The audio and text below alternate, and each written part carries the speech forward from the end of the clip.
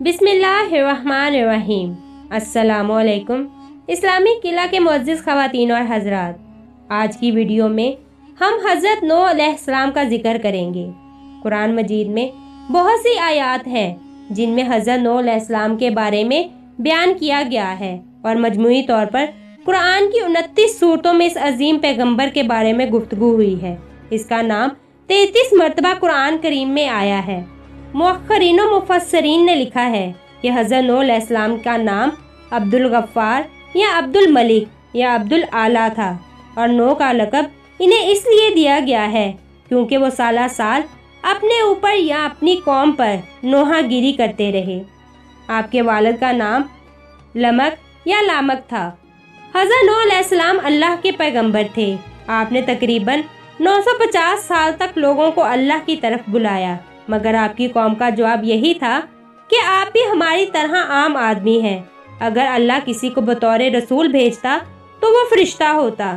صرف 80 لوگوں نے ان کا دین قبول کیا۔ حضرت نوح علیہ السلام تمام رسولوں میں سب سے پہلے رسول تھے جنہیں زمین میں مبعوث کیا گیا تھا۔ حضرت آدم علیہ السلام کے دنیا میں آنے کے بعد ان کی اولاد دنیا میں خوب پھلی پھولی، لیکن ایک مدت گزر جانے کے بعد وہ لوگ خدا کو بھول چکے تھے، اور ایک خدا کی بجائے انہوں نے مٹی اور پتھر کے کئی خدا بنا لیے تھے۔ نہ صرف ان کی عبادت گاہیں بتوں سے بھری پڑی تھی، بلکہ ہر گھر میں بت رکھے ہوئے تھے جن کی وہ پوجا کیا کرتے تھے اور ان سے مرادیں مانگا کرتے تھے۔ حضرت نوح علیہ السلام نے اپنی قوم کو اللہ تعالیٰ کے احسانات جتلا کر سیدھے راستے پر چلنے کی تلقین کی اور اس بری راہ سے منع فرمایا۔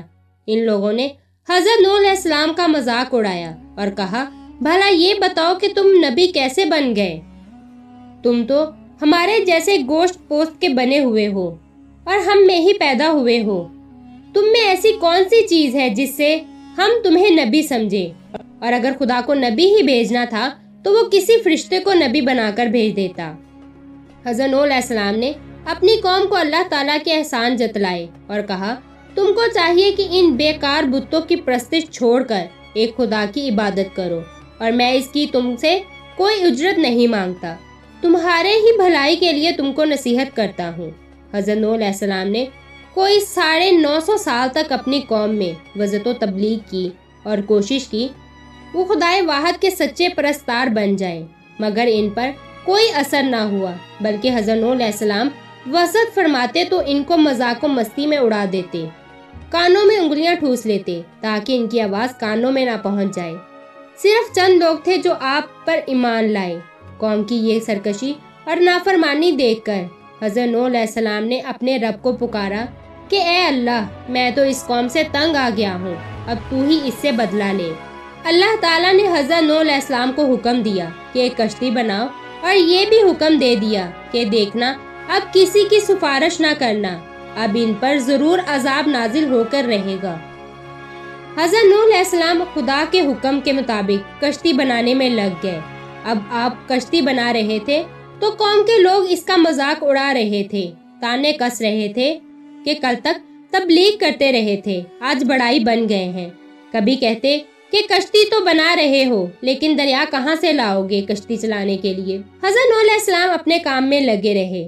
جب کشتی بن کر تیار ہو گئی تو خدا نے حکم دیا کہ اپنے اہل اور ان لوگوں کو کشتی پر سوار کر لو جو مجھ پر ایمان لے آئے ہیں، اور ہر جانور کا ایک ایک جوڑا بھی کشتی میں رکھ لو۔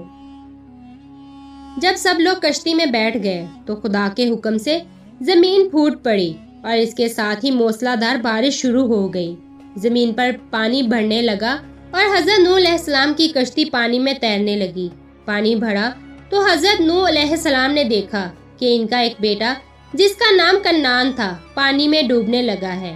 آپ نے اسے آواز دی کہ اب بھی آ جاؤ تاکہ خدا کے عذاب سے بچ سکو، مگر اس نے جواب دیا، آپ جائیں، میں کسی پہاڑ کی چوٹی پر چڑھ کر اپنی جان بچا لوں گا۔ پانی تھا کہ تھمنے کا نام ہی نہیں لیتا تھا۔ دنیا کے نافرمان اور سرکش لوگ اس عذاب میں فنا کی گھاٹ اتر گئے، اور حضرت نوح علیہ السلام کی کشتی جودہ پہاڑی کی چوٹی پر جا کر ٹھہر گئی۔ اب خدا کے حکم سے سیلاب تھم گیا اور زمین نے سارا پانی اپنے اندر جذب کر لیا۔ اب خدا نے حضرت نوح علیہ السلام کو حکم دیا کہ کشتی سے اتر جاؤ، تجھ پر اور وہ لوگ جو تجھ پر ایمان لائے ہیں ان پر ہماری رحمتیں برکتیں نازل ہوں گی۔ چونکہ اس طوفان میں دنیا کے تمام لوگ ہی فنا ہو گئے تھے، صرف چند لوگ ہی زندہ بچے تھے، اس لیے حضرت نوح علیہ السلام کو آدم ثانی بھی کہا جاتا ہے۔ انہی کی اولاد اس وقت دنیا میں آباد ہے۔ حضرت نوح علیہ السلام کے 3 بیٹے طوفان میں بچ گئے تھے کیونکہ وہ مسلمان تھے۔ ان کے نام حام، سام، یافس تھے۔ مؤخرین کا نظریہ ہے کہ کرۂ زمین کی اس وقت کی تمام نسل انسانی کی باز گشت انہی 3 فرزندوں کی طرف ہے۔ ایک گروہ حامی نسل ہے جو افریقہ کے علاقے میں رہتے ہیں، دوسرا گروہ سامی نسل ہے جو شرق اوسط اور مشرق کے قریب علاقوں میں رہتے ہیں، اور یافس کی نسل کو چین میں آباد سمجھتے ہیں۔